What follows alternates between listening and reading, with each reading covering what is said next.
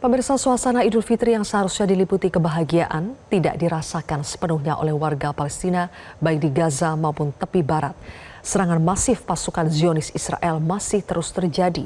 Untuk mengetahui bagaimana situasi di Gaza saat ini, kita sudah terhubung dengan perawat yang bertugas di Rumah Sakit Indonesia di Gaza, sekaligus relawan medis Mercy Indonesia, Ade Andrian. Assalamualaikum, Mas Ade. Ya, Waalaikumsalam, Mbak Sylvia. Baik, Mas Ade, selamat berlebaran ya, meskipun dalam kondisi yang mungkin sulit di sana, tapi tadi kami menampilkan sebagian warga di Palestina masih bisa merayakan lebaran meskipun dalam suasana yang mencekam. Bagaimana situasi terkini di Gaza Utara, khususnya di sekitar Rumah Sakit Indonesia, Mas Ade? Ya, sedikit saya akan ceritakan, Mbak Sylvia, untuk di wilayah sekitar Rumah Sakit Indonesia yang berada di Gaza Utara. Nah, kita di di Gaza itu melaksanakan Idul Fitri itu pada tanggal 30 ya. Kita melaksanakan sholat Idul Fitri di ruang tunggu rumah sakit ya, di ruang tunggu Poli. Nah, kita masih sempat merasakan sholat Idul Fitri di Gaza, namun tidak di ruang terbuka seperti itu. Nah, satu hari sebelumnya kita masih merasakan serangan dan kita mendapati dua anak-anak yang syahid dan belasan korban yang dirawat di Rumah Sakit Indonesia pada saat itu. Alhamdulillah pada Hari Raya Idul Fitri yang pertama, kedua, dan ketiga tidak banyak serangan di Gaza Utara. Namun di Gaza Selatan dan Gaza City itu ada beberapa serangan. Namun yang membuat sedih lagi pada hari ini ya, jam 10 waktu Gaza tadi ya, kita mendapatkan serangan lagi di Jabalia. Jabalia itu berada di Gaza Utara seperti itu.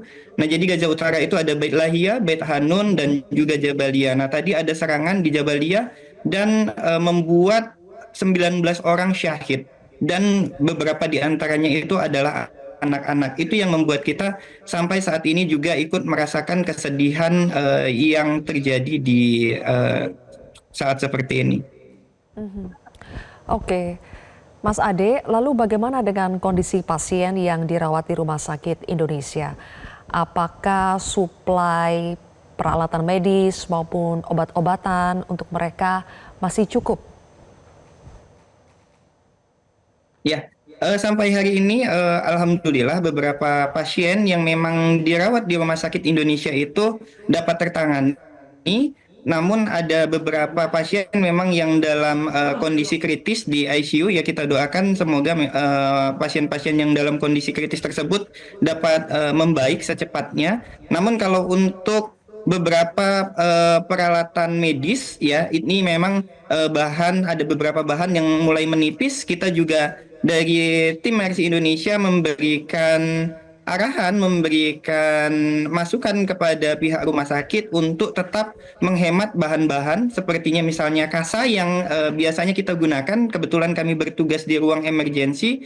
Kasa itu saat ini memang sangat terbatas ya. Jadi kita dalam satu kasa itu kita gunting untuk menjadi beberapa bagian supaya memang ketika terjadi serangan-serangan banyak korban, kita masih ada bahan-bahan perlengkapan medis seperti itu.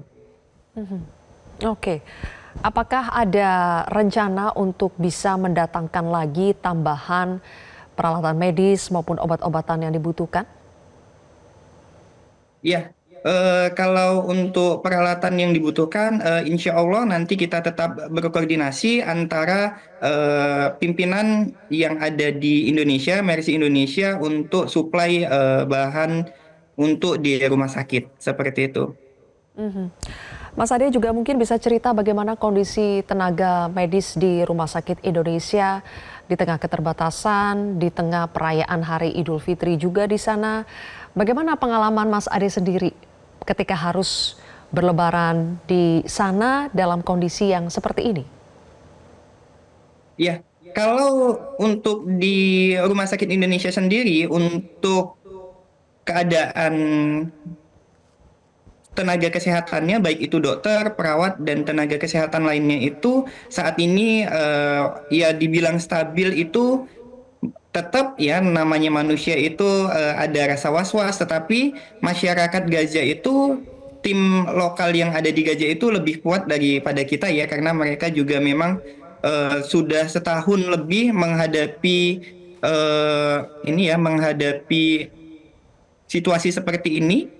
Nah, jadi kalau untuk di rumah sakit sendiri itu distribusi untuk tim medisnya itu kalau untuk perawat sendiri itu memang dibagi menjadi 3 shift. Ya walaupun ada beberapa perawat yang memang dia harus long shift. Long shift itu 1 kali 24 jam harus standby di rumah sakit. Setelah 1 kali 24 jam dia akan libur. Nah, namun untuk distribusi tenaga kesehatannya sendiri itu memang saat ini cukup stabil karena memang untuk pengaturannya itu sudah diatur supaya memang tidak ada yang sampai kelelahan seperti itu. Oke. Terakhir, Mas Ade, bagaimana Anda melihat warga di sana memenuhi kebutuhan hidup di tengah blokade yang terjadi di Gaza? Ya, saat ini memang masyarakat di Gaza saat ini untuk memenuhi kebutuhannya untuk bertahan hidup itu mereka mengandalkan dengan persediaan-persediaan logistik yang ada. Nah, saya sempat beberapa hari yang lalu itu ya melihat market yang jaraknya hanya 200 meter dari Rumah Sakit Indonesia. Kalau di marketnya sendiri memang bahan pokok itu sudah kosong seperti itu. Nah, jadi memang kalau untuk masyarakat sendiri itu kalau makanan sehari-hari itu hubus ya, hubus itu roti ya. Jadi mereka itu menyediakan beberapa tepung seperti itu ya, tepung-tepung yang memang pada sebelumnya itu sudah mereka stok. Nah, saat ini mereka dapat olah ataupun roti yang ada mereka hemat-hemat untuk memang dapat bertahan hidup mereka seperti itu. Baik, kalau begitu, Mas Ade Andrian, terima kasih sudah berbagi cerita bersama kami. Semoga Mas Ade juga di sana selalu dalam keadaan sehat. Terima kasih, Mas Ade. Jelajahi cara baru mendapatkan informasi. Download Metro TV Extend sekarang.